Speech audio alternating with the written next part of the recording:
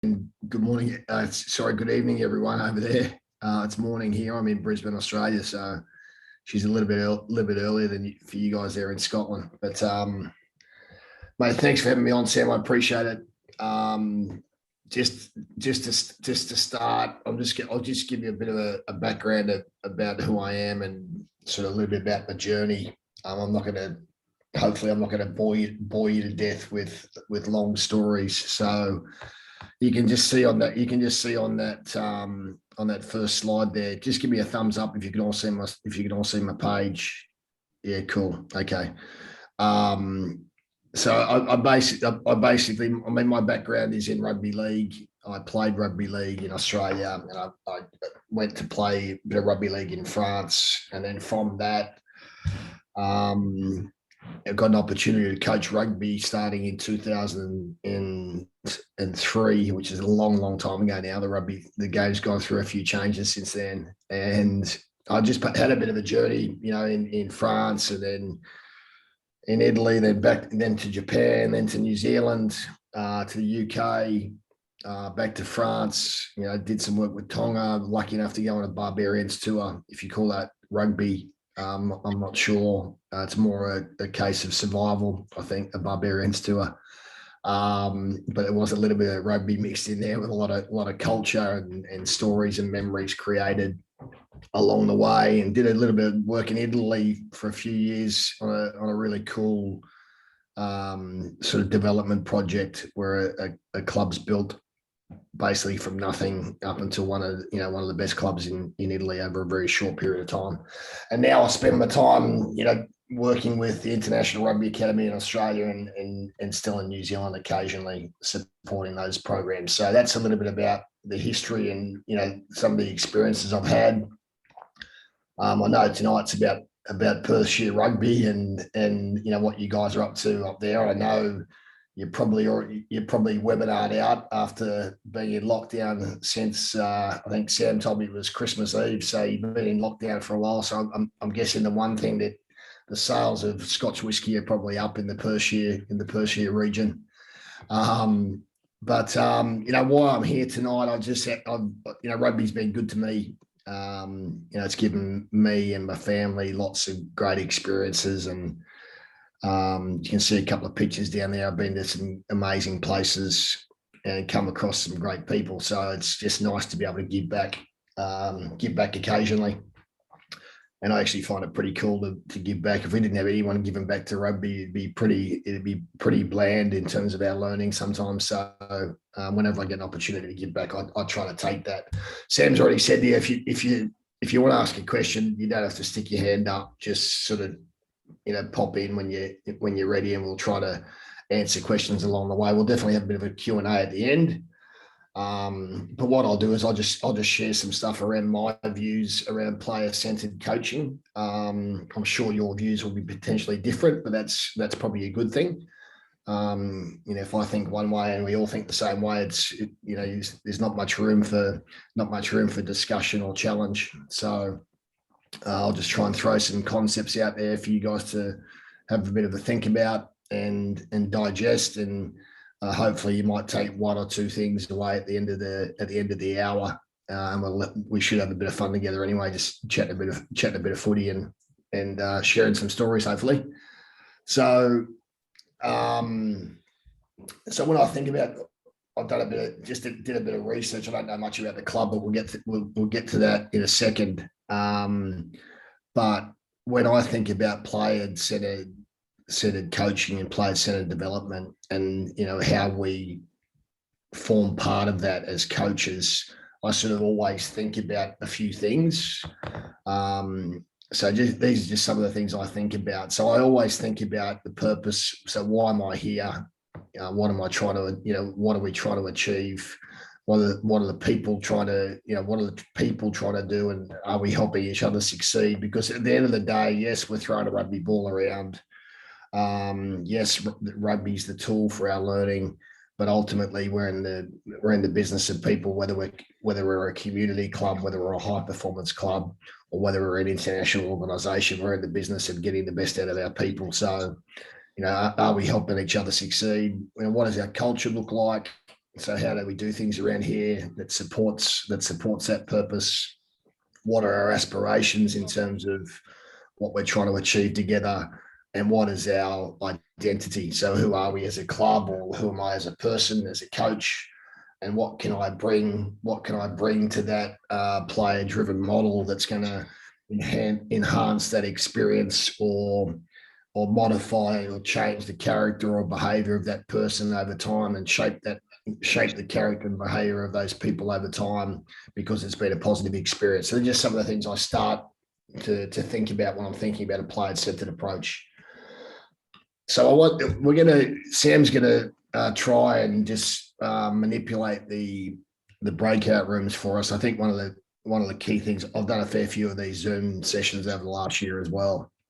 Probably not as much as you guys, because we're in Brisbane, Australia. We're still having, we still got a bit of freedom. So what I'll do is I recognise that one of the most important things we do is just chat with people and talk about stuff. So we're going to split into some breakout rooms. When we go into those breakout rooms, just be conscious that there's, in each of those rooms, there's probably more than one or two opinions. So just make sure we have enough time to share everyone's opinion.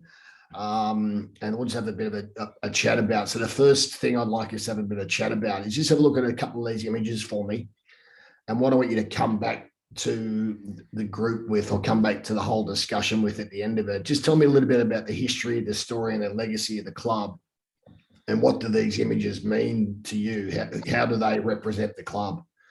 So I'm not going to plant any seeds for you. I'm just trying to spend the first 5 or 10 minutes understanding a little bit more about the club and our contribution to it as coaches. So have a bit of a chat in your groups. What are you going to split them into groups of 3 or 4, Sam? Or I'll go 4s just now, and they'll be totally random. So I'll just go just now, and just, if you see it, just please accept if you can. So I don't know if people can see that yet. And then just we'll give him sort of 3 to 4 minutes, Sam, to have a bit of a chat about that. We'll get them back into the main group. If they can just come back with one person in each group willing to share versus the whole group willing to share, that'd be good. Yep.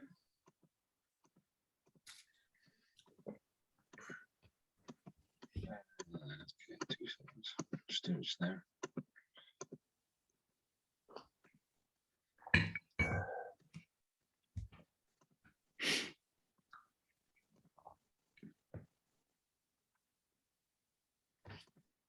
Is that working? Are you managing to do that, mate, or not? Yeah, I'm just trying my best just now. It should be, there's a couple too many in one room, unfortunately. I think I've absolutely ballsed it up, but I'm going just now.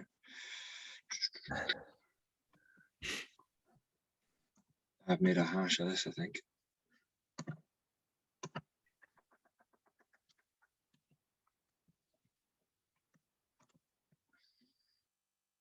We've got 1 people in some room, 2 seconds. Okay, they're all heading to those rooms now, mate. I think I've got 1 room open, so I'm just trying to do it just now. Yeah, no worries. Thanks, Sam. Sorry about that, folks. It's hard to get good help, guys.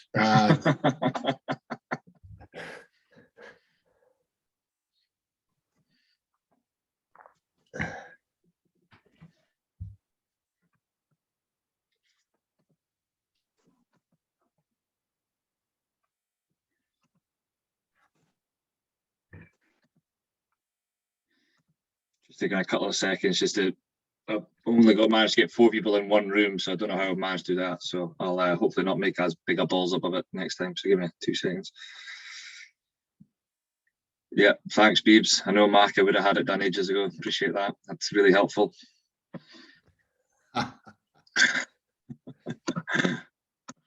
Right.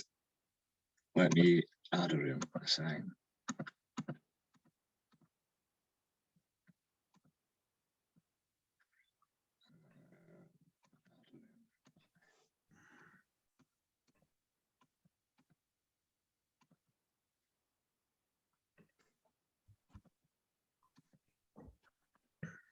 think I'm getting there. Everyone's looking at me. I am sweating so bad, it's not even funny. I mean, you could leave that last group just there, mate. They could just chat there because they're away from the other people anyway. You can just leave those last four. Yeah, 2 seconds, mate. I'm just, and that should be good. Hopefully that all gives everyone rooms.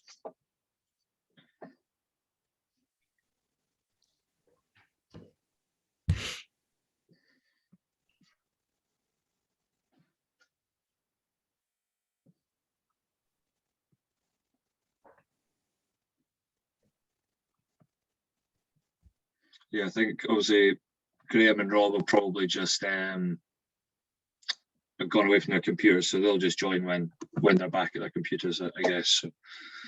Yeah, no worries, mate.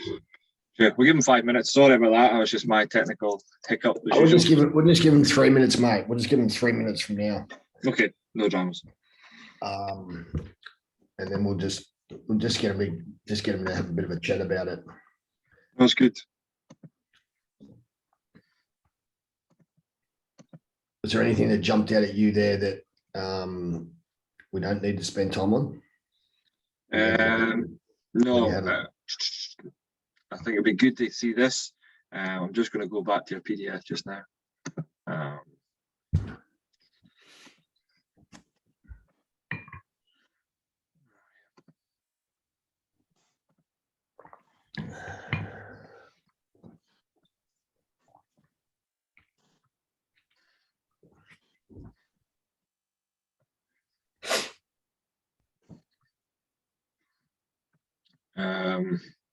I like the methodology part. I think that'll be good. And then to be honest with you, I think that's all good stuff for them to know and to see it. Okay, mate. No worries. So we'll just crack on. I think so. I really think they'll take a lot to connect the culture part what you've done with Tonga there. Yeah. Celebrating success and how you rewarded behaviours off field as well. Yeah. Like you say, the skill development model and the player development model, they've probably seen similar stuff and we'll have something similar. So not that you have to rush over it, but it's probably not as important as the actual connecting, the non-tangible stuff that we don't really see. Yeah, cool, mate. I'll spend some time on the more tangible stuff. And potentially just and I'll flick this to you. Oh, you've got this already, Sam. So you can just flick this to them, mate. This is not nothing's top secret as far as I'm concerned. No, nothing rugby is, to be fair. Everyone thinks it is, but it's not. Yeah, and anyone who thinks it is, it hasn't. Basically, they haven't. In 9 out of 10 cases, they certainly haven't designed it and manufactured it themselves. Yeah, or crafted it. Yeah, everyone plagiarizes something from somewhere or has enhanced it from somewhere. That is what it is. So, yeah. What are you going to tie this to? Is this for your understanding, or just to tie it to something? Or no, it's just really to get them starting to talk about. I don't think we talk about this very, very often or very well. In most, I think it'd be good if you were explicit about that then. Yeah. And I mean, I should know if I come in to visit Perthshire Rugby Club, I should know straight away by watching your coaches coach, listening to your players talk, watching your teams play. I should get some sort of understanding about what your club stands for. Yeah. And there should be some clarity in your language and your behaviours that set you aside and then make you unique from everybody else. Mm-hmm. Mm-hmm. Absolutely. Right. So I'll just throw that out. I'll just throw that out to them, and that's a bit of a challenge about because there's lots of different coaches. So how do lots of different coaches get aligned then? So we do have a common message and a common theme and common behaviours that we can fall back on. You can call them back in, mate. Yeah, I'll just close the rooms and then that'll give them 60 seconds to jump back in. So it's cool. Yeah, cool. God, hopefully that's the last time that I'm ever that bad at it. I'm sweating when it didn't work the first time. I was just. It should just do it. It should just do it straight away. It's normally much quicker than that. I think I did it manually. That's why. So I need to just let it do it automatically. So. Oh yeah, you just click on open number of rooms, and then go from there, mate. Okay, so we've got them starting to come back in now, so it's all good. Thanks, Sam. Thanks for doing that, mate. Good on you.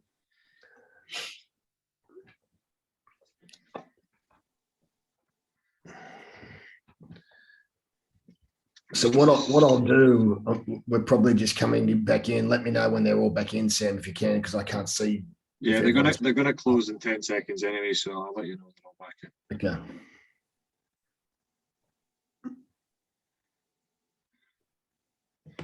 Yeah, that's them all in. Okay, cool. Thanks, mate. So welcome back, guys. So the purpose behind that conversation, and I'll just go to the groups quick. I'll just go to the groups quickly. I'm just keen to understand a little bit about a little bit from each group. So if each group can just give me a bit of a snapshot, a 30-second snapshot about what you're talking about in each of your groups. And I'll just add something onto the back end of that. So one of those groups or one of those spokespersons can start for me. That'd be great. Whoever it is.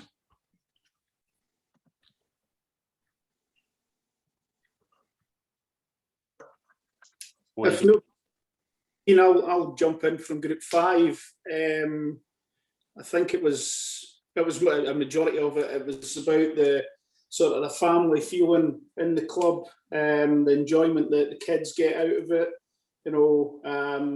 The inclusion side of it's quite high on the agenda of all standards. That's players, certainly the minis and middies, are all rotation. It's not done on form. Everybody gets a fair shout. It's something that we've worked on for a long time in the club.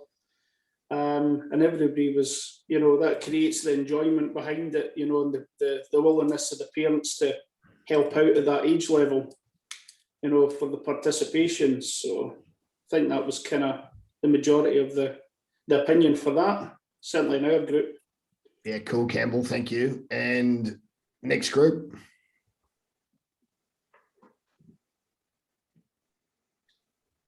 Somebody from room 6, Craig, Andy, Dave, Gary.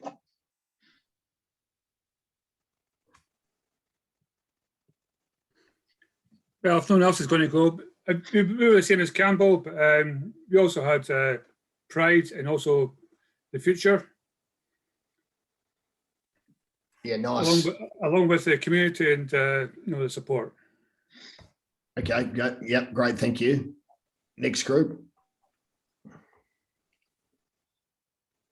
Yeah, I can come in from Group 8. So we were talking about, in terms of, the minis and the background, it's sort of team ethos, team spirit. They're cheering on from the sidelines. So there's certainly that sort of strong, again, sort of family community spirit behind. And then also with the women's, it's inclusive. We're, as a club, trying to be inclusive, try to get everybody down, everybody playing. And then obviously with the badge, it's that pride that the couple of guys have already spoke about there. So it's to try and give that a sort of, symbol, if that's what the club's trying to achieve. Yeah, cool. Thank you. Have we got one more group or two more groups there, Sam? Or just one more. Beebs, Malky, Lady, and 90 were in that one. So okay, cool. I'm surprised they're not talking on it. I'll jump in. Just a similar theme, but we're quite a small city, so we tend to have our youth system tends to go up into our seniors. No one really, we don't get this like bigger cities. Lots of little different cliques in our senior teams. Everyone tends to be from Perth. Anyone who leaves Perth tends to come back to Perth once they've been away back into our senior teams. We've got a strong dynamic committee as well, organising beer festivals, obviously, and bringing in lots of training and bringing in lots of training or different types of training to help all the coaches. Cool. Okay, thank you. And that was and thanks for that. I appreciate the perspectives. The reason I got you to discussing that is I think that a lot of clubs, in my experience, a lot of clubs don't potentially spend as much time as they need to understanding a bit about their history, their story, and their legacy, and what stands them apart from everybody else. So yes, there is a story in the badge. What is the story? You know, do your players, do your coaches, do your people know about it? What's the history and legacy of the club? What are you trying to do together, and how you're trying to achieve it? Yes, all those things you're talking about community spirit, about inclusion and diversity. All those things are fantastic. But what's the stuff that sits behind? What's the message that sits behind that? So if I'm a coach, I'm a guest coach, or I'm a person who comes in and sits as a fly on the wall at Perthshire Rugby. What do I see? You know, what do I see from your players? What sort of behaviour and language do I hear from your coaches and your players that are supporting the culture that you're trying to build over time? And how is it unique from everybody else?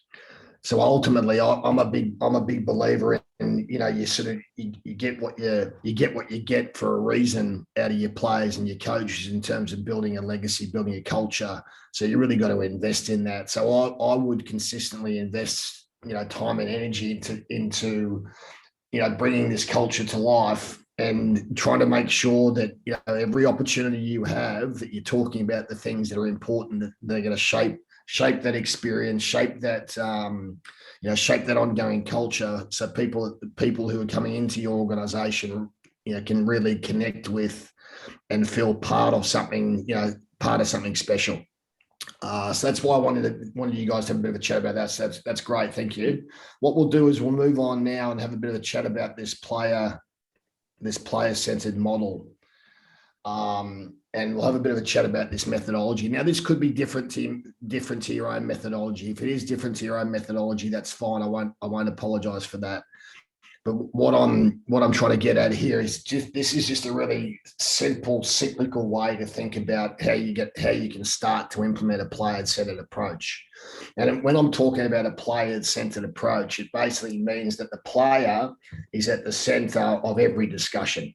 You know, so everything we do, all our whole why, how, what, is all related to, okay, how is this serving the player to get better? How is this serving the individual to get better? And then of course, there's a distinct connection in terms of how that individual then serves the team to get better, which then drives the culture and the performances of the team over time, if that's important. Or it might be just driving the standards and behaviours and the fact that we're trying to have fun and deliver a community spirit that we can all connect to and feel part of.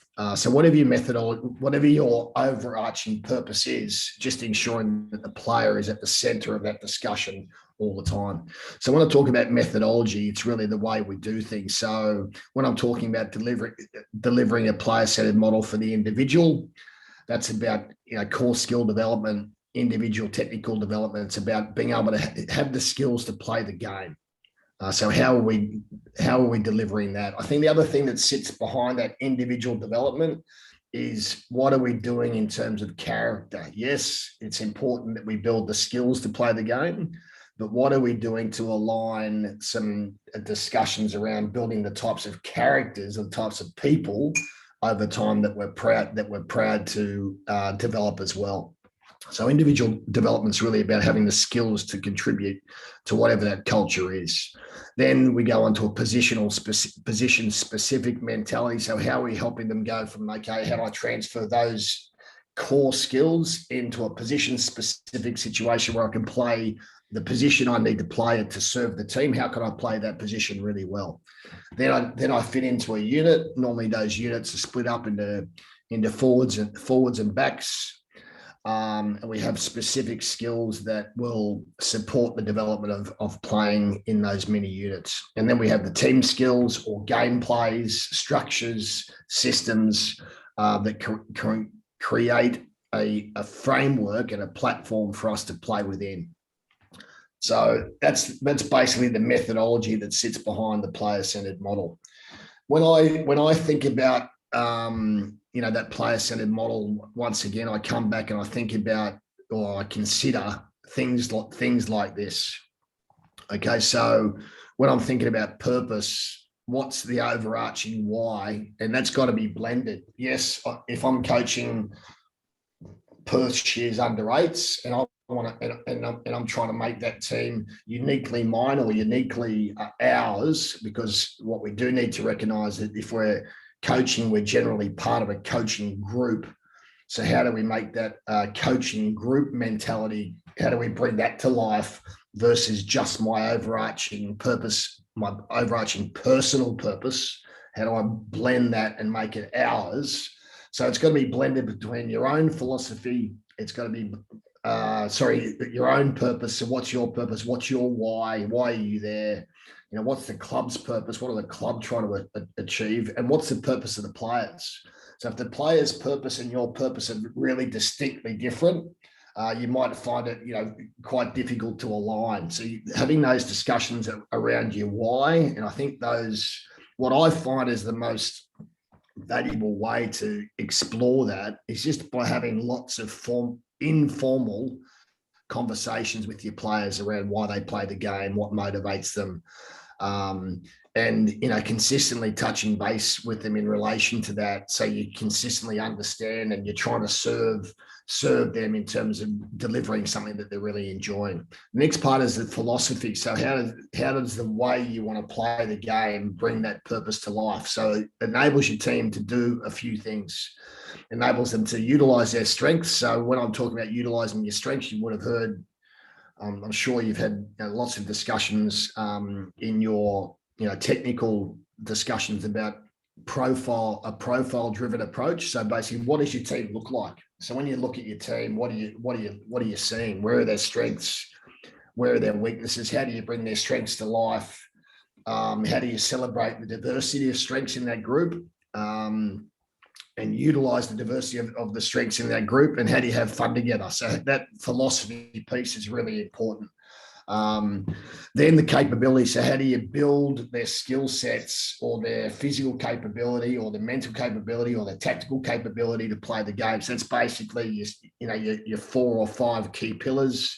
So we would consider the 5 pillars: physical, mental, holistic. Holistic is about the chemistry of the team, how you do things around the team in relation to the culture, the well-being, and then clearly you've got the other 2 big areas of tactical and technical. So that's really the capability.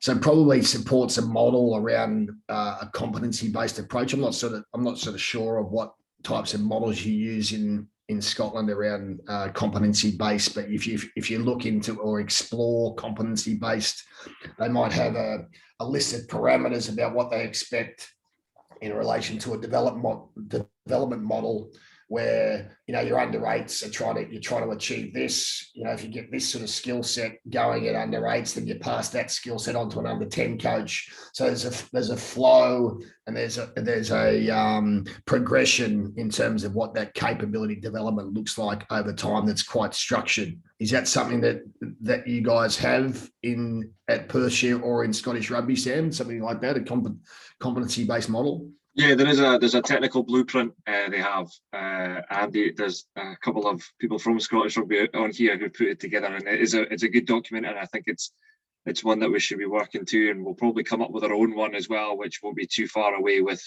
in line with obviously Scottish Rugby.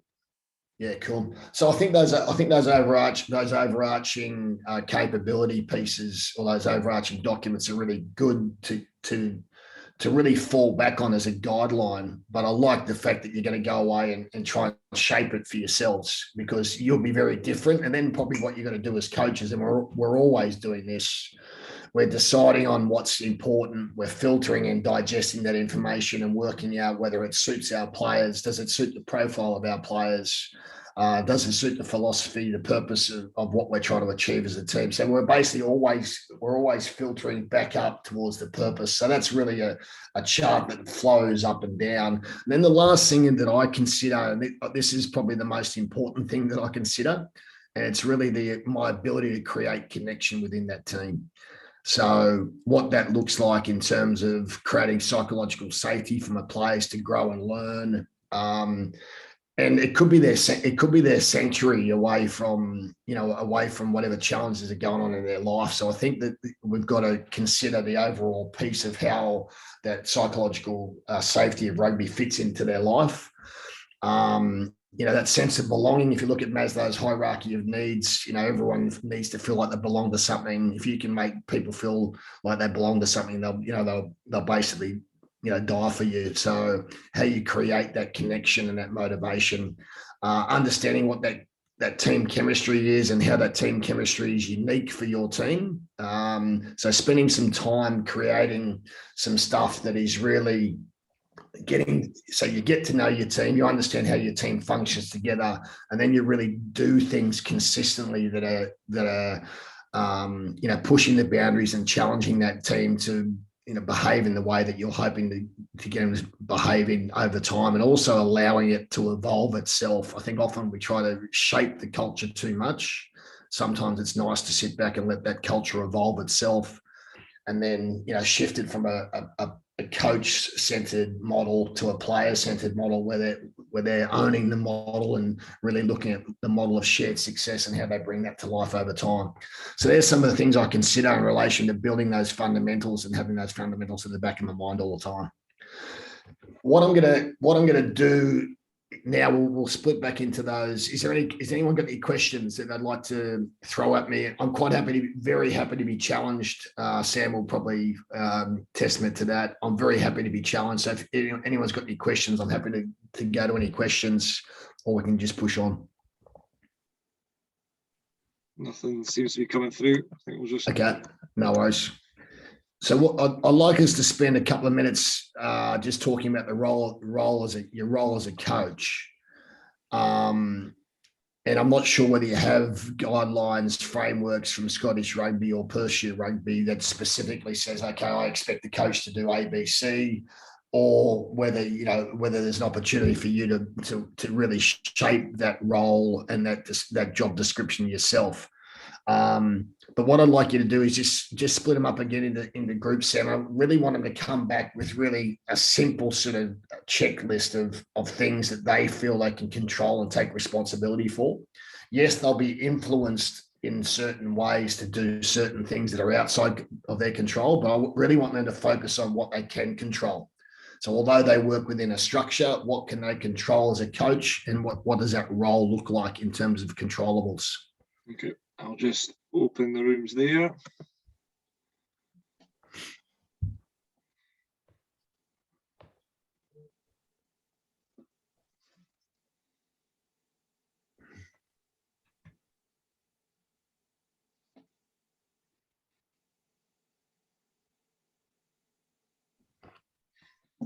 Yeah, I think people again. Yeah, Smudge is just jumping in and out between the room. Oh, he's gone now, so. No, that's good. I think there's a couple of real things there that they'll go, and have a look at there. I think it'll be good. Actually, we only see the same stuff here. We only see the same things from Scottish Rugby, so it's always good to get a different outlook on things. So. Yeah, and I try to keep it. I try to keep it pretty simple, mate. I've tried to really have non-rugby speak about technical, tactical, because they get a lot of that. Yeah, yeah. I think we get so much. We get so much information about the what, and we forget about the how and the why. Yeah, I totally agree. So yeah, we'll just keep chipping away, mate. It's all good. Absolutely, mate. It's great stuff. I've seen this maybe 2 times now, this presentation from you, and I still pick up bits every time. So it's really good. Yeah, I think this one will be slightly different because I sort of try to change some stuff up. Specifically it should be specifically relatable to your guys, but you would have seen, it's like all the time, mate. You see similar things, don't you? I think in a lot of these webinars. But what we'll just ask. I'll potentially just ask a few more questions, mate, of the group, so we can just get some conversation going within the actual main room. Absolutely, mate. Yeah, sounds good. I think that'll be good. I need to show you this. This is one that is it Justin Langer, the Australian Test cricket coach? Yeah, what's it called? The captain what? Captain's class. Oh, the captain's class. Okay, I'll have to get that. He says it's I've just spent money on Amazon, like silly money on Amazon getting books. So yeah, that was one in a podcast he recommended. Well, have you broken up with your girlfriend or something, mate? You got more time on your hands. I tell you, this lockdown does that to you. You know, you just got heaps of time. So yeah, we'll give him a couple more minutes. No worries. Yeah, there's this is good, mate. Have you seen that? No. Yeah, that's a good book. That's by Don Yeager. Okay, I'll do that. What's that other one I'm reading? 16 things high performing organizations do differently. Is that edited by Justin Langer or written by him? No, it's neither. It's just a book that he said was absolutely fantastic, and he doesn't seem to give compliments a fantastic massive amount. So whenever he does to something, you tend to kind of pick up on it. Yeah, no worries. We'll get it back in, mate, when you're ready. Yeah, sweet. I'll just cancel the rooms.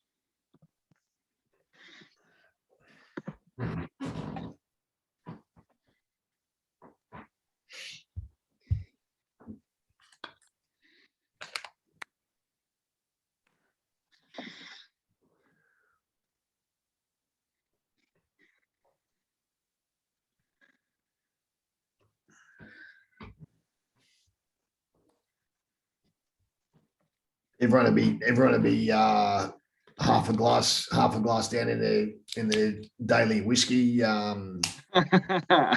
Whiskey by now, wouldn't they?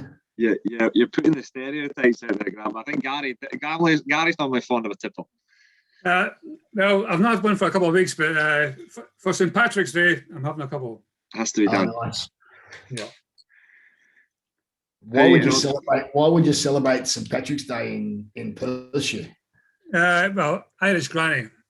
Oh, Irish Granny. Okay. I think you're celebrating life, Gary. That's all good. Well, any excuse there. We don't need much to have a drink. Granny does. Good job. So when we get everyone back, sorry, we're just having a bit of a catch up with Gary there over. He's having a bit of a tipple for St. Patrick's Day there, but just share with me. You know, we'll go back through the groups, just quite quickly, and just share with me some of the things that came out in your conversations. If you can just share 2 or 3 things from each group, that'd be great. Thank you. Yeah, I'll go first then. We were group 7. So personally, I coach P1s and 2s with James. So I mean, how old are they, mate? It's just kind of motivating the kids. A lot of our kids are turning up on the Sundays because their parents want them to play rugby. So it's us like making them enjoy not making them enjoy the game, but realizing what the game's about and letting them have fun, letting them get plenty of time with the ball, having a laugh with all their mates, and then wanting to come back the next week and learning to love the game because they see the social side of it and the fun aspect of it. Yeah, great. Thank you. Group 8, enabler was a word that we all really liked. And also, getting to know your players and conduct an orchestra was the terminology to get the best tune out of your players, getting to know the characters. Yeah, nice. Thank you. Great. Love that.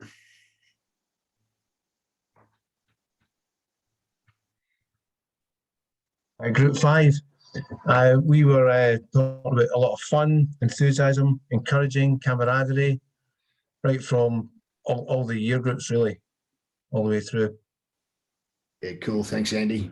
And the last group?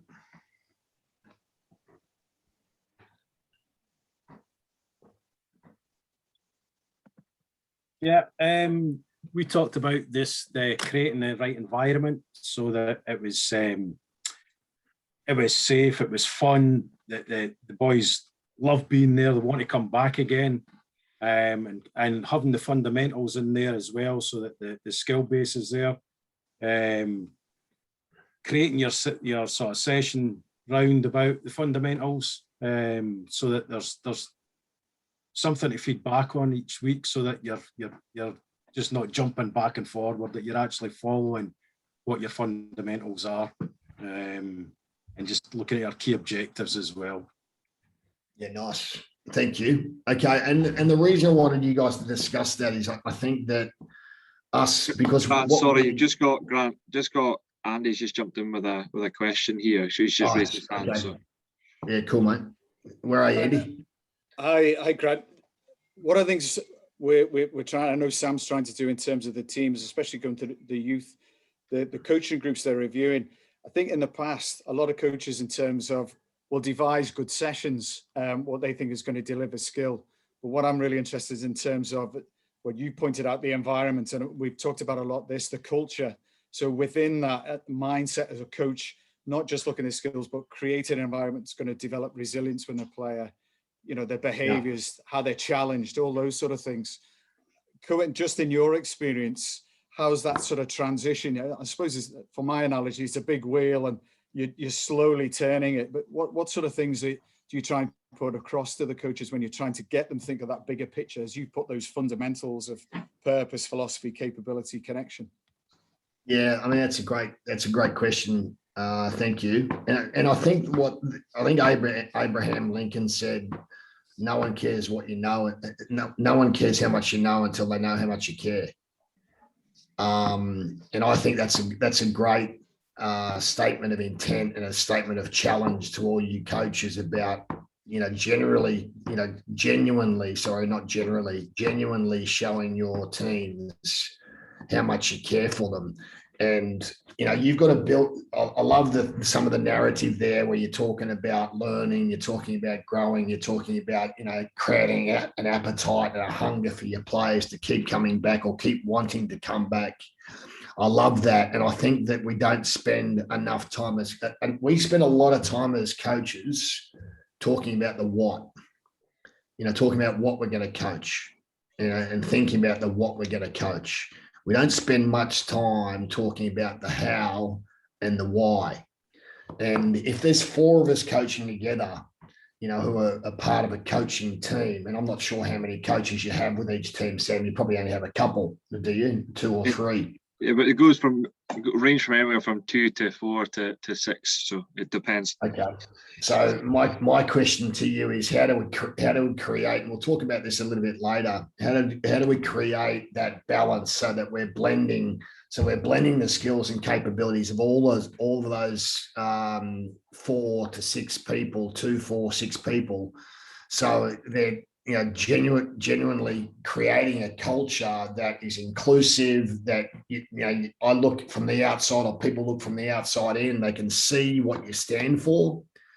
And do you have questions and conversations about that stuff all the time? I know Perthshire Rugby's got values. How do you reinforce those values? Can anyone tell me what the values of Perthshire Rugby Club are? I know what they are because Sam sent them to me in an email the other day. But can anyone tell me what the values of Perthshire Rugby Club are? Throw some examples out there to me. Tell me what they are. We were just talking about this last night, Grant, and one that we all missed out on was pride. Okay. 3, we missed out on pride. Okay, so great. So I reckon us spending time and unpacking with our team, because you're talking about culture, right? Culture is it's become a buzzword in the last 15 years in the world of sport and business, because we're not that good at it. We think we're pretty good at it, and we're not that good at it. So really recognizing and connecting with our why, and working out how what we do serves that why and consistently drives that why, that overarching purpose or that overarching motivation.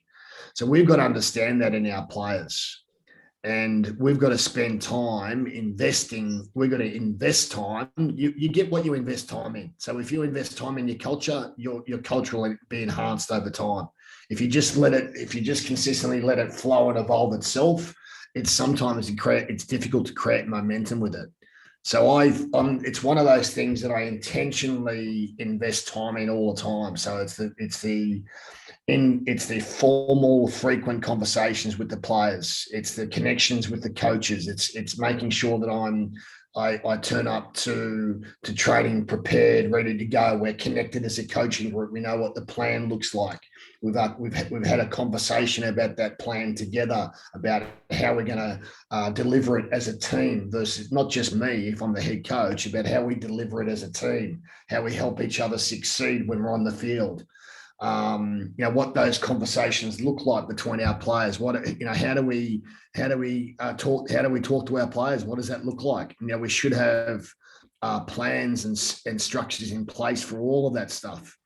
I'm a massive believer that you just got to. It's one of those things you got to invest time in. And I'll say again, you got to invest a lot more time in the why and the how versus just the what. As rugby coaches, for some reason, we're over focused on the what, and we've got to recognise that the why and the how is probably where we need to spend more time. I hope that answers that question in a long way. I'm only on my first coffee of the day. I'm not like you guys who are half a nipple down on your first whiskey for the evening.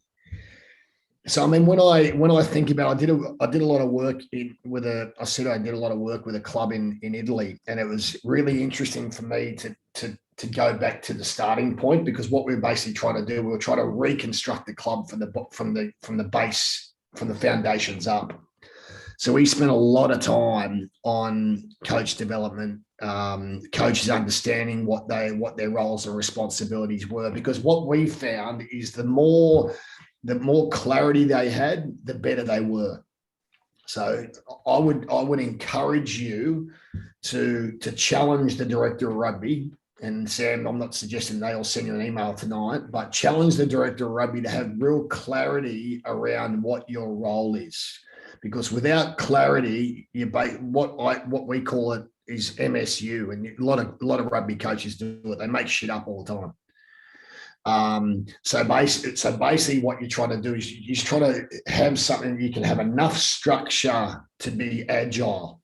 Okay, so yes, agility and flexibility and adaptability is really important, but you can have enough structure to be agile. You can have enough structure to bring your skill sets, your capabilities, your passions to the surface.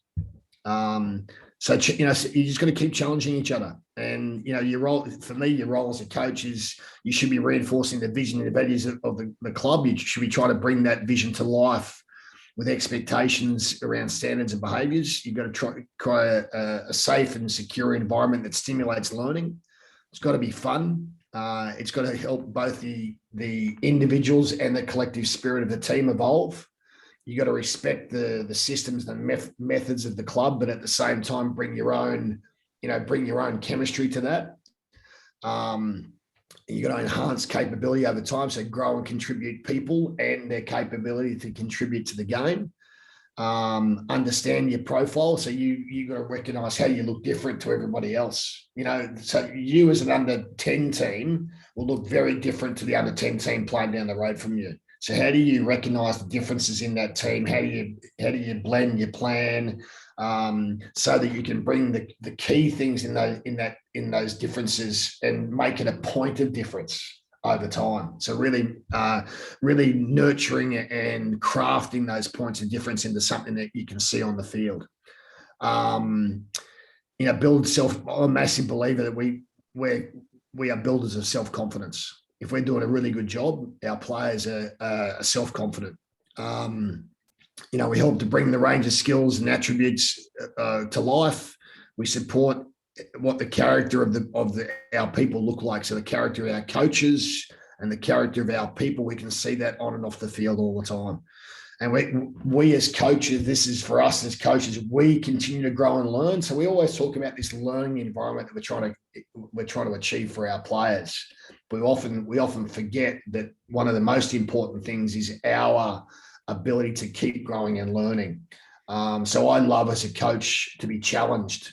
If somebody's coming into my environment and watching us train for a couple of days, I want to get feedback from that person about what they're seeing, what language are they hearing, what behaviours are they seeing from our players. So that gives me an external perspective sometimes of how I'm going, how I'm tracking in relation to coaching the why and the how versus just the what. So, really push yourself outside that comfort zone to get feedback. And we'll often coach in pairs or in peer coaching situations. So how do we, when we're coaching in peer situations, how do we help each other succeed and challenge each other at the same time, respectfully, of course, but how do we do that? And what sort of attitude do we bring to the mix every day? There's a cauldron of complexity always brewing in every team. What's our influence on that cauldron of complexity all the time? What's our attitude and experience that we're bringing? And what sort of relationships are we growing and nurturing to make sure that, like you've all said, that the players come back hungry? So I reckon that when you think about coaching, it looks like this. So the top part of the iceberg is what people see on the weekend. Oh yeah, you guys played really well today. That your parents come and give you a bit of a pat on the back after the game, and oh, you guys played really well. The kids had fun, and they don't see any of that stuff that sits underneath the waterline. So how do you create a sense of accountability, connection, sense of shared responsibility to all those things that sit underneath the waterline? Around how you work hard together, how you create discipline, all those sacrifices you make. You've got to make that a collective effort and responsibility. So if one of the people in your group are doing the majority of that stuff that sits underneath the waterline, potentially you as a part of that coaching team could reflect on your contribution. So I'm always reflecting as a coach. I'm always reflecting on my contribution to the team. And even when I coached Tonga at the last World Cup, I was consistently challenging myself about how I was helping the head coach succeed. So my job as an assistant coach is to help the head coach succeed. So if I can do that consistently well, all that stuff that sits underneath the waterline that is really the main role of the head coach, how can I help him with that? How can I take things off his plate? How can I do little things that help him chip away at those little things that create daily success, and we can see daily progress towards what we're trying to achieve together. And I love this list. You would have all seen that list on the right. You've probably all used it with your teams at times. And that list on the right is stuff that you can do to take zero talent. So it shouldn't be that hard to do it. To be on time, have a good work ethic. Think about your effort, your body language, your energy, your attitude, your passion. Being coachable. So being coachable is the player. For coaches, being coachable, if you can just replace that by listen. That's a really good one for us to do more of. Doing extras and being prepared. So all that stuff is you can do that stuff with zero effort. You can all do that stuff well. So when I get started thinking about how are we going, Sam? We've got about 10 minutes left, have we? Yeah.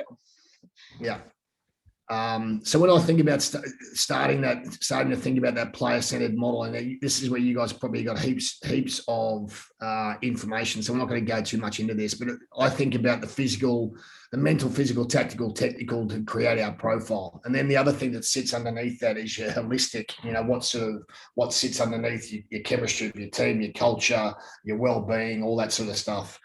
But when you're thinking about your profiles, you're consistently trying to make sure that you bring the strength of your team to life. But I think you've got to do a little bit more investigation, just that one layer deeper. When you're looking at the profile, what type of game do you play? And when you're playing under 8s, under 9s, under 10s, it might be not all that important to explore it too much. But if you start to playing, if you're in that sort of middle development stage, because I think when you're young, you can focus a lot of your time on your fundamental skill development, right? But when you're really exploring that next layer of game development and the game starts to take a little bit more shape, do you understand what your game looks like?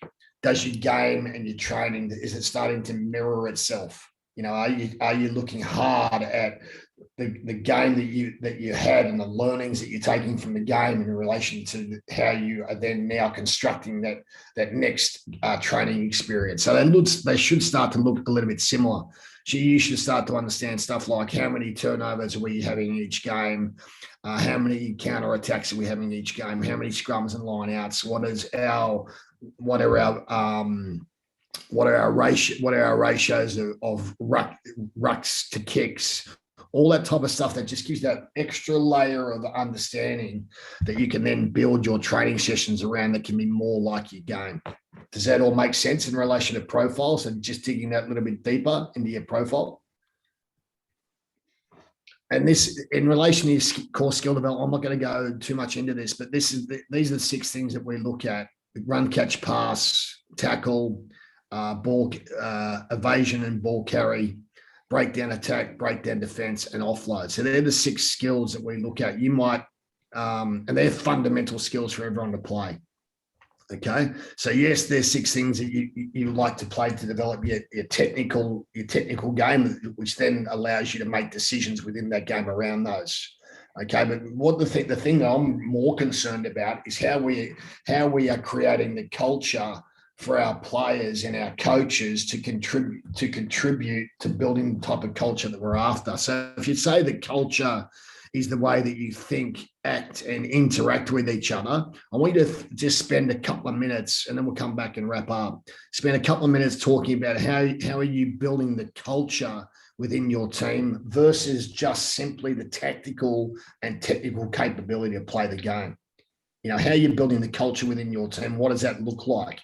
You know, I want really specific examples. If you can come back to me with 1 or 2 specific examples, that'd be great. And then we'll just hook back into the last 5 or 10 minutes, Sam, if that's all right. Yeah, not a problem. Has anybody got any questions on that just before we dip out? Well, I can see. I will break everyone out just now, so I'll just open the rooms. Yeah, right, mate.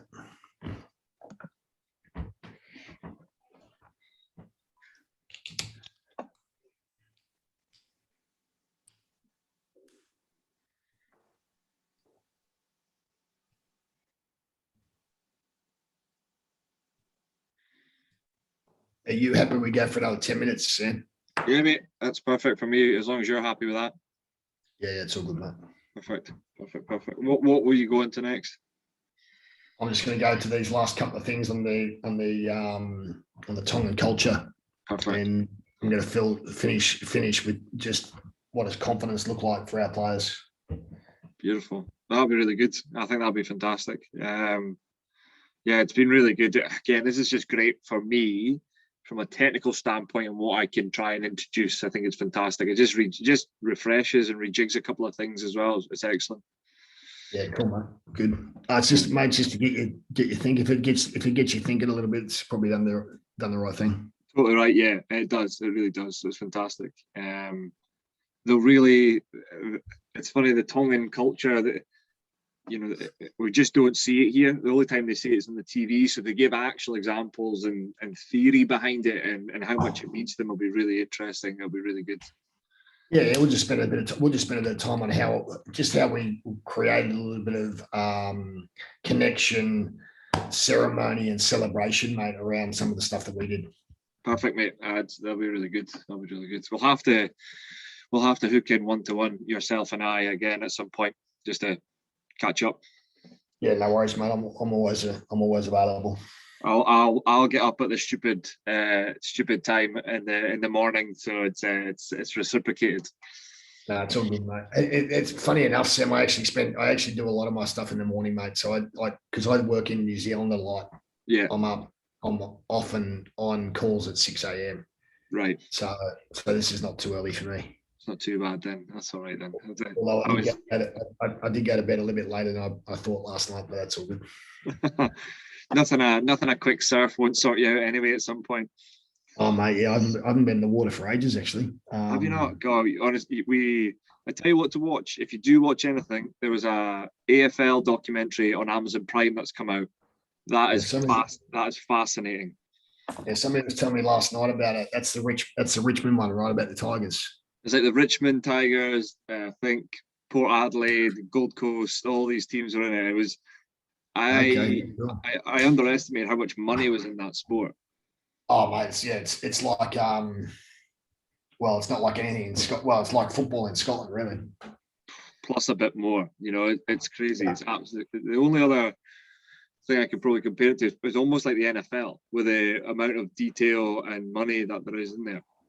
Mate. It's so tribal and traditional as well. It's incredible. Is it Collingwood and Richmond that hate each other? Oh, they all hate each other, mate. There's 16 teams. They all hate each other. No, it was really worth it. I was fascinated by it, to be fair, but almost still really old school in the way they coach. Yeah, I think some of the way they took. I think when they capture that sort of team coaching moments, they're very culture driven and a little bit old school. But when they break out into their small mini units, so they're probably coached by 6 mini unit coaches. Yeah, they're much more detailed, much more specific. Mate, you can get them back in, Sam, if you like. Yeah, no dramas. I'll do that just now. It'll just take a minute if they're still talking, or they'll just jump in right now. No, that's all good. It's gone quick, mate, the hour. Yeah, it has. It's gone real quick. It's been brilliant. It's been really, really good. How have you found it? Yeah, good, mate. I potentially sometimes just talk a bit too much, but it's all good. Not a bad thing, mate, at all. It's not a bad thing. So they must be still talking. I think it's good if they're not back in yet. So yeah, I think that this is one thing we don't talk enough about is how we're going to uniquely develop the culture and the values of the club in our team. What does that look like for us? What do our behaviours look like? What are our standards and values look like? it's like like you always said, the value-driven behaviours. You know, that's right. Exactly right. Yeah, and we'll talk about that briefly. I mean, you can actually do that. You can do a little process as a team that's really valuable in literally a couple of evenings. Cool. And it really just gives you some framework then to fall back on. That sounds good. Okay, cool. I'm keen to hear a little bit about this. So I was just saying to Sam that it's one thing I think that we don't spend enough time on talking about how we bring the values and the vision of the club to life through it, or the culture of the club to life through our teams. And then, how does that culture then reflect the values and standards or the expectations that we would have for each other? That just gives us some framework of behaviours that allow us to have some structure, that allows things like discipline and sacrifice to really come to the surface, versus trying to unlock it almost organically, which is a little bit more of a challenge. So just share with me some of your ideas on that. You can start with any group. I'm not too worried about who starts. I've been nominated by my group. It's Wadey here. I'm coming at this from a slightly different perspective since I'm former Perthshire. I'm actually just on here to be nosy, but I'm just shared with my group. So I coach a university team in Glasgow, and the culture is it's a club run by the players. So case in point, tomorrow night, the players will vote on the new captains for next year, and I will work with whatever the players pick. So my coaching's got to reflect that. So things that we do, players lead the analysis sessions. So we hopefully get them do they understand, are they presenting back on the things that we as coaches are doing? And it's a good opportunity for us to sit back and go, do the players know the key areas? Are they reviewing it well? Are they developing their ability to speak in front of their peers on something that isn't just rugby or boozing? And then the other thing is, in training, what we're trying to do is, rather than stopping sessions and doing feedback, we just work with the captains, and we'll move the captains around. So I was just saying to the lads at the moment, on a Saturday, the winger gets it from me quite a lot because it's the only one I can talk to, but we never practice that transaction in training. So in training, he will be, Adam, come over here, what you're seeing, what you're doing, right? Go and figure out with the team where you go from now. So they're just two little things that we try to do to kind of bring that Yeah, nice. player-centered approach. Thanks, Wadey. He's probably trying to stay away from you in training, mate. If he's copying it in the ear the whole game every weekend. For 2 years, mate, he's been trying to. So, Okay, and it's only when he genuinely came up to me and goes, "I don't know most of what you're saying because it is using messages for forwards. So, we'll work on that." So we thought, cool. right, let's actually, how do we work on that? Are there better ways to do it? Yeah, good. And I think one of the things that I'll just jump in there for a second. One of the things that Wadey's sort of sharing there is really important to understand. Where's your group? You really got to understand where your group's at in terms of knowledge. So how ready are your group? How ready are your group? How mature are your group? What does your leadership model look like in terms of being able to get critical information to the critical people in a timely way so they can actually do something with it? Do you trust to completely allow them to drive it? If so, what does that connection and communication look like? Throughout that process, so you're thinking and seeing things the same way, and that alignment between your leaders and your coaches is critical. So that's a model you've got to invest a lot of time in. So when you blend that coach-driven model into a player-driven model, there's a significant amount of time and maturity that needs to happen to allow that blend to happen well. Thanks, Wadey, for sharing that. Who's next?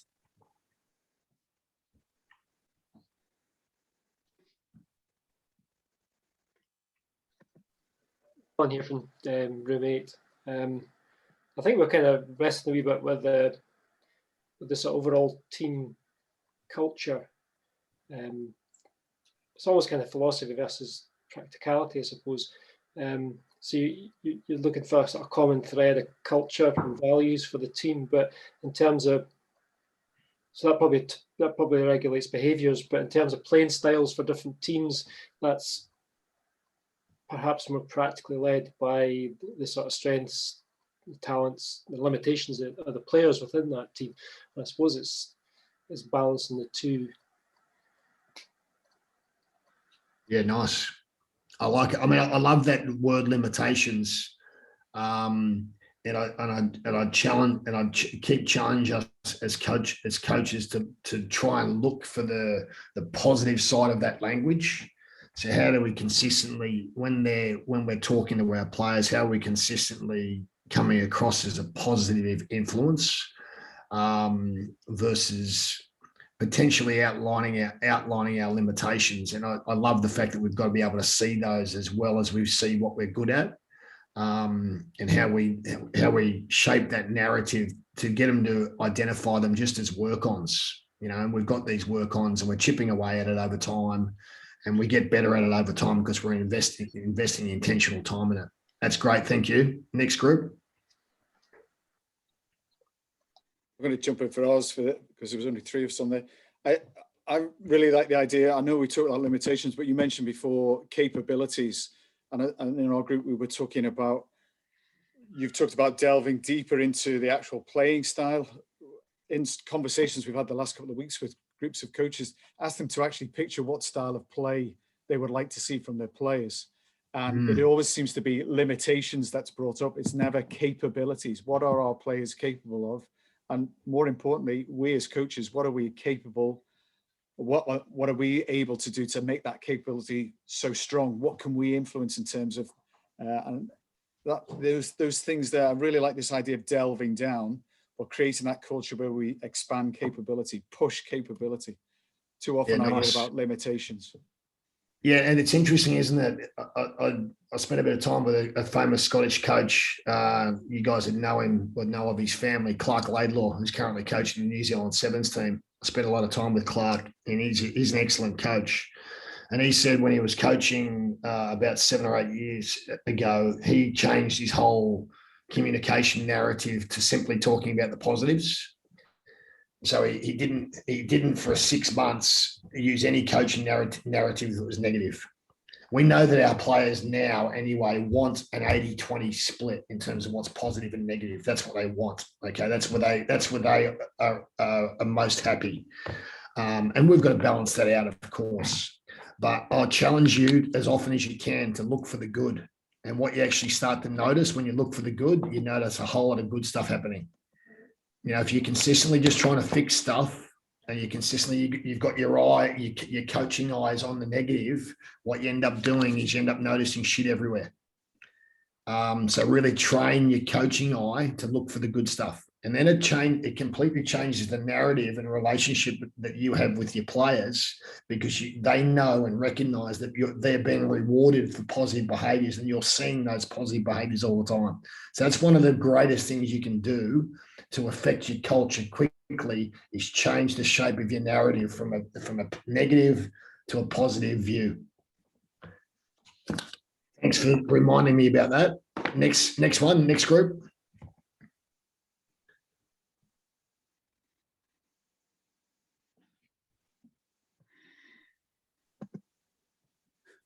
I think Group 5, much the same as everybody said so far, and especially what James is saying about his university team. I've been static coach at under-18s for a good few years now, and it depends on the maturity of the players, and it's something that we've always pushed is, let them set the standards, let them set their own standards. It's player-led. If they're not understanding why they're doing something, let's try it. If they want to suggest something instead of, let's try it. Let's talk it through. Let's try it. Some age groups aren't at that stage when they get to sort of under 16, under 18, if you inherit a team. But, and it is hard work to try and get that out when you have had a good run of players like that. But certainly if it's, in my experience, if you push player-led stuff, it does help the whole system, because they set their own culture, they set their own work ethics. And not to the stage of analysis, I suppose they look at what went right and what went wrong, and they like to see if they can get their own fix. Yeah, nice. I love that, and I love the fact that you're talking also about what happens as it evolves over time throughout your club.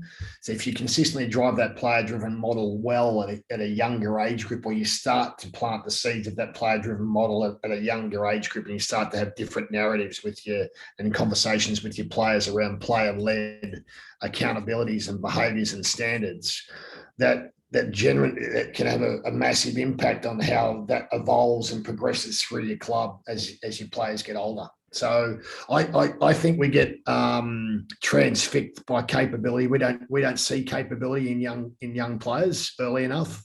We don't stretch them early enough. So I would challenge you to stretch your young players much more. There's a good question in there, Grant, that just jumps on the back of what you said there. So is there a specific age group or level you would start with player-driven ideas? Yeah, I'd start it from under sixes, and that becomes the way that you do things. And you can have player-led stuff happening under sixes. They can do simple things like choose the way that they're going to play games, and asking lots of questions versus telling. So asking lots of questions versus telling is a really good way to start to plant the seeds of player-led learning. Asking them what they're seeing, challenge them about how they're learning. And getting, like a lot of you guys have said, building the confidence to talk in front of their peers, to articulate and think about the game in front of their peers, and to share those ideas. That all plant seeds for player-driven learning down the track. So I'd start all that stuff, younger. I only got a couple more slides here, so I just want to share with. Can you all see that? So this is one of the things that we drove, or we started as a player-driven sort of celebration model, and this is about our culture for Tonga. Our culture for Tonga was around family, faith, and fun. But the players recognised that they did fun really well, and actually what they needed to do a little bit better was sacrifice. So we created this celebration or this ceremony every week, where basically the players would share this. It's a polvai, so it's a Tongan club, you probably wouldn't know that the Tongans ruled the Pacific for thousands of years. Were the most dominant warrior in that part of the world for thousands of years. So the Fijians and the Samoans are scared shitless of the Tongans. So basically, it's a club that was used for hand-to-hand combat to basically destroy anything in its path. So we used it as our symbol of what we're going to try to achieve defensively. So we had it designed and made in Tonga. And we used to share it every week after the game. The players would vote on their player of the week, and that's Siali Piatau, our captain, who's Bristol's co-captain now at the end of the World Cup, because he won it in 2 out of the 4 games of the World Cup. So it's sitting on his mantelpiece in Bristol right now. But some of the ways we reinforced that culture is we had a ceremony to hand over from one player to the next that was driven by the players and created by the players. It was quite a spiritual ceremony, and we had the polvi, which is the word polvi, sewn into our shoulders, a little bit similar to, I think, what was his name? The Scottish defence coach, the Australian guy, is now coaching the Wallabies. Matt Taylor. Matt Taylor, yeah. So Matt Taylor had what sword is it? Is it the Clydesdale sword, maybe? Claymore. I know. Claymore. Yeah. Sorry, Clydesdale's a horse, isn't it? Not quite. So the Claremont sword, he had it sewn into the jerseys of the Scottish boys underneath. So this is something we played around with, and basically how that then transferred was that spiritual meaning for us behind the polvi of the blunt force of our key weapon of choice in hand-to-hand combat was transferred to our game because we had it with us on our shoulders. So it was sewn into the shoulders underneath on our jerseys. So that was that's a little bit of an idea of how you can bring culture to life through ceremony. And I'd just like to finish with this. I'm conscious of time. Just like to finish with this. So for me, when I think about a player-driven model, I think about how can I make that individual, or take his strengths, take his capabilities, and by the end of that week, have that player walk over the line in the best version of themselves possible. So confident, clear, have genuine clarity about what's expected of them. And, clarity builds confidence. So it's absolutely about how I can remove complexity from that player's preparation so they can focus on it, have a narrow focus on the critical few that turns into a player who basically knows what's expected of him, knows how he blends with the people around him, has the critical connections of those people around him, and understands how he fits into a game plan or how he or she fits into a game plan.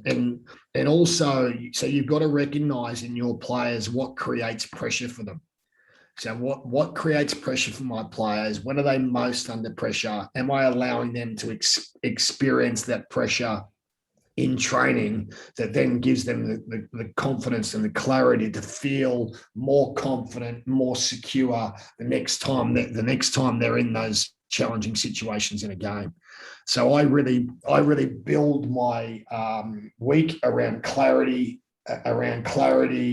execution, and then the back end of the week is all about building confidence. So it's about clarity of expectation, clarity of role, clarity of game plan, and then execution of individual skill sets around that game plan. And all the whole time, of course, that's blended with a mental model that builds capability and confidence in their ability to be able to do things under pressure. So that's basically it, Sam. That's all I had to share with you guys. There's a few other slides there that Sam's going to send this to you guys. There's no secrets in rugby. We were speaking about plagiarism. Sam and I had a quick chat about plagiarism before. So I'm happy for you guys to do whatever you like with that. They're not all my ideas. They've been blended with lots of other coaches' ideas over time. Hopefully you've taken at least one or two things out of this conversation tonight that you can go away and explore with your teams. What I challenge you to do is talk to other people about these experiences, talk to other coaches about your learning, and be curious. one of the things that I've taken the most pleasure out of in the last year is a coaching group that Sam and I are on. It's called the Quarantine Coaches Club, and we sort of get together often and just talk about, chew the fat about the game. And we've had, probably 15 or 20 experiences now together in the last year. So trying to create experiences for yourself that take you outside your comfort zone, make you think a little bit differently about the game, and just change your perspective on what you see. And once you change your perspective on what you see, you actually see more. So thanks for your time. I appreciate you're all busy. Have a tipple thinking about me preparing for my day here in Brisbane, Australia now, and I hope you got a couple of things out of it. So thanks, Sam. That was absolutely first rate, Grant, and again, thank you so much for kind of coming on so early and kind of giving us your insights into obviously the professional knowledge you've been involved to the kind of development side of things as well. It's good to see that you've blended both with quite a lot of success. I just want to raise, I would take the opportunity now if anybody's got any questions. I don't think for a long time we're going to have a World Cup coach that's been at the World Cup and coached defence for a team on here again in a long time. So please take the opportunity now to ask questions. And if you don't feel comfortable, Grant's massively open and honest, so he'll quite happily answer an email or a text as well if you don't feel comfortable. So if there is any questions, if you want to just put them in the chat, or if you want to raise your hand, either or, just so we're not trying to talk over one another. And he does autographs, but I take a commission on them all. So any questions or anything, then please just raise your hand. There's a couple of questions in there, Sam, in the chat. No, it's all good. Just a couple of comments. Malky says his wife's a teacher. I'm going to make a list of the poster of the zero talent list. Good stuff. And his Kareem's coming with some great stuff there. So any questions at all? If not, yeah. No worries, mate. It's all good. Andy has jumped in there. Grant, Okay. I'm just going to ask about the Six Nations at the moment. Currently, have you watched much of it? I'm hoping that you've watched a good deal of it anyway. Yeah, I've watched a little bit of it. Right. And this is going away from this. I'm just of interest from your viewpoint. England win or bust, especially with Eddie Jones. And the other aspect in terms of refereeing as well, because that's been a bit controversial recently with the amount of decisions all over the place. But I'm interested because Eddie Jones is quite a figure of conversation. And the way England have been playing, it does seem there's a plan A, but there isn't a plan B. But there seems to be a relationship between the coach and the players. I'm just an opinion, and whatever gets said here I know isn't being recorded, but it's within these walls. But also just a reflection in what you've seen in terms of refereeing wise and what you've had in the Southern Hemisphere as well. Yeah, I'll talk to the refereeing one first. And I think that what we've got to realise is that the game is evolving, and World Rugby are trying to make it a much safer game.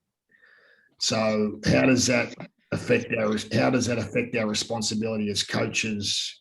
What do we need to do as coaches to help referees?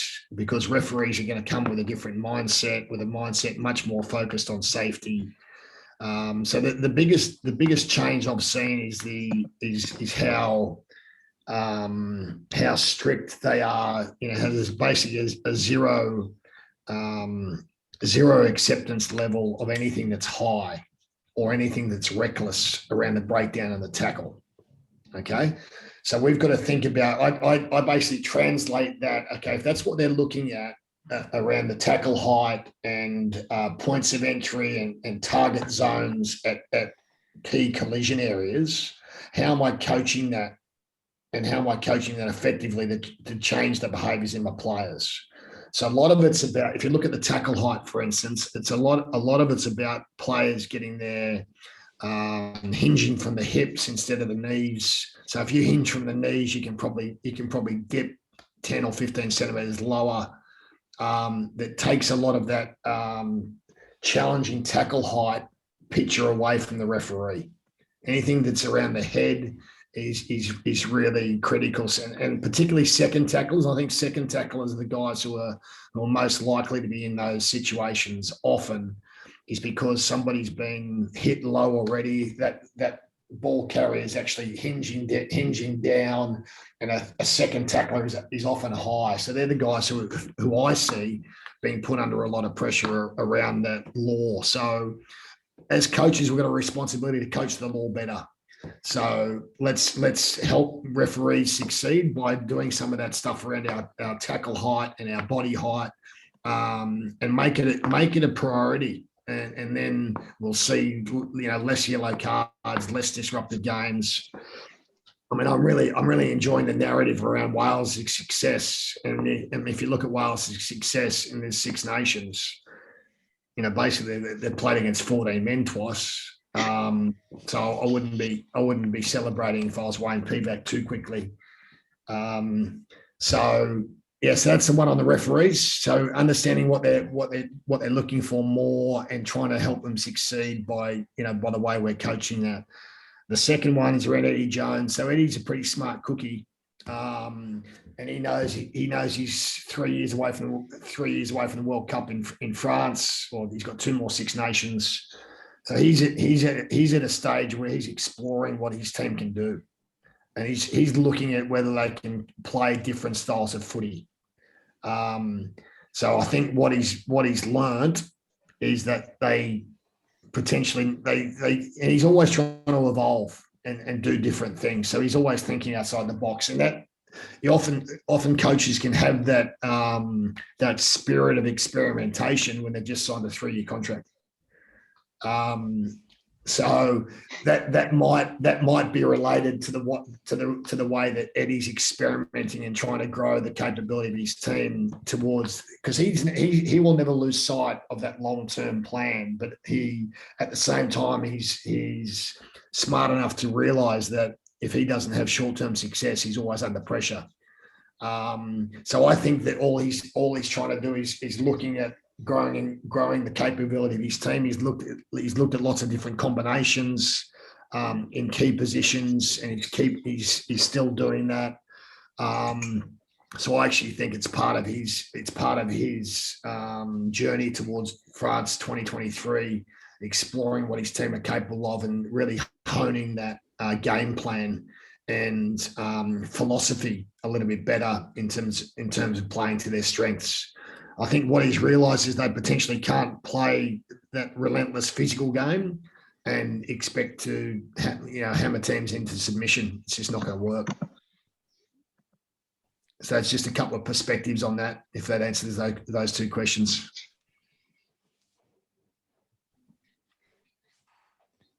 Perfect. All right. Nothing else. Wadey, you got a question at all? Or? I haven't had a chance to watch much of the kind of the latest rounds of the Southern Hemisphere competitions, but I was just wondering, from a defence coach point of view, how have you seen frontline defence affected with the 50-22 rule coming in? Because backfield is going to be protected more. Has that changed the mindset of what frontline defence can do? Because I suppose you had safety in numbers beforehand. Yeah, it's an interesting question, Wadey. I don't think many attack coaches have come to grips with it yet about how it fits into an attack strategy. Mm-hmm. So I mean, if I was coaching and I had a good 9, for instance, if a 9 can kick from the base on front foot ball, when he sees those spaces, that's a much more likely opportunity than passing the ball back to 10 from static ball and trying to kick those balls into space. So I'd actually be looking to kick on the front foot a little bit more, and kicking from 9 into those corners. But that's something that I haven't really seen much of. I saw it once or twice last year with the Reds, with Tate McDermott, their little blonde 9, who's got a good kicking game and is. It also fits into your risk and reward structure as a coach about how much risk you're willing to take in terms of kicking that ball away, because 50-22 is still a long kick, and to get it accurate, there's only literally a handful that have been rewarded, I think, in the last couple of years. Cool. Thanks for that. Anybody else got any questions there? Well, I've got actually one more. Have you ever, out of all teams you coach, have you actually had to like significantly transform the culture so it is relatively negative? I don't want to say even the word toxic. I mean, how do you think? Because we've talked about tweaking cultures, because I think Perthshire has got a lot of things well in place. The university I coach, but one of us at some point might go into an environment where we're uncomfortable with. It actually needs a lot of work. Have you ever experienced that? And what the steps? Just to give you some background, Wadey, I've coached Italy, I've coached Tonga, and I've coached London Irish. So when you coach those teams, you don't win a lot. So how do you transform a culture when they're not winning? That's a really interesting question. So you got to actually take the result out of it. And you got to look at whether you're changing behaviours, attitudes, cultures over time. So you actually got to start with the culture, and you got to start with understanding what the existing culture is, and then how you're going to blend that into something or craft that into something new. I think the mistake we often make is we come in as a new coach and we just start with a blank sheet. We think we're starting with a blank sheet. That's not the case.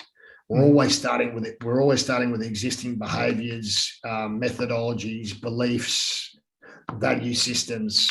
And if we disregard those, and that's one of the problems we made, or challenges we had at London Irish, we wanted to build a new culture, and the players didn't believe in it. So I would spend a lot of time on understanding what's existing before you change, because change is hard. People don't want to change, mate. So how you blend that change over time and make it theirs, not yours. Because if it's just yours, you're pushing shit uphill. You've got to make it theirs. Fantastic. Good question. Thanks for bringing up all those negative memories for me, mate. It's all right. It's all right. 80-20. They're all learning experiences, mate, in my book. Oh, absolutely. Super. Any other questions at all? Anyone else, Sam? Just finding out that. I don't think so. Okay, cool, mate. No worries. Well, it's been a pleasure spending some time with you guys. Next time, hopefully, we're together.